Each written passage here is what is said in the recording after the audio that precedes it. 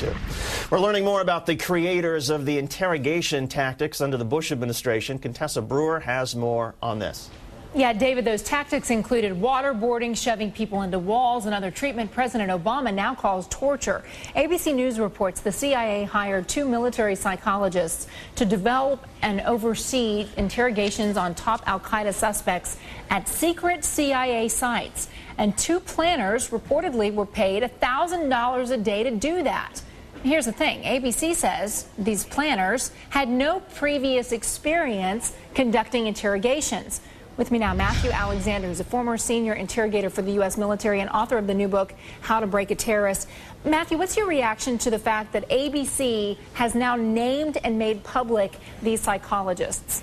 Well, I think it's obvious from the start that these techniques were not developed by trained and experienced personnel who had been conducting interrogations. There was plenty of people who had experience prior to 9/11. They were in the FBI and other law enforcement agencies who had been doing interrogations of criminal activities for years. And as we know now from the op-ed in New York Times by Ali Soufan, that those interrogations were progressing well until the CIA took over and started listening to the advice of some people who weren't trained interrogators.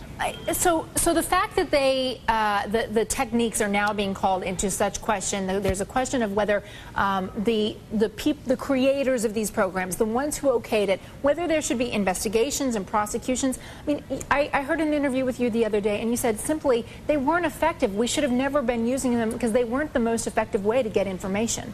There's a lot of effective ways that work. My team and I in Iraq, we used relationship building approaches and police investigative techniques, and we were able to put together a chain of successes that led to Abu Musab al-Zarqawi, the former leader of al-Qaeda in Iraq, in a fairly short amount of time.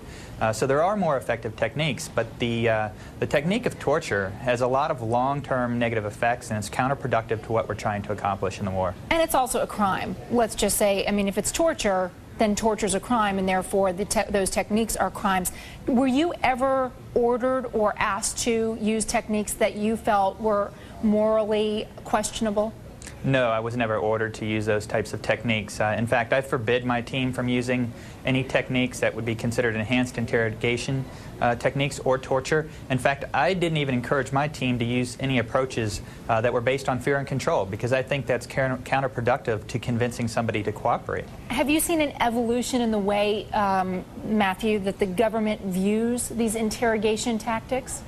I am told by my friends that are still conducting interrogations and in the interrogation community that there is a change going on, and that at least the commanding general that's in charge of the training at the schoolhouse at Fort Huachuca is starting to look at what other techniques can be included in the manual. Because as myself and other interrogators have found out while conducting interrogations in this war, is that the Army manual it's an okay guide, but it's lacking a lot of techniques that could be included that police investigators are using every day in America. Well, Matthew, perhaps the Army should be looking at your book, How to Break a Terrorist, the U.S. interrogators who used brains, not brutality, to take down the deadliest man in Iraq. Matthew Alexander, thank you for sharing some of your wealth of information with us. Thank you, Contessa.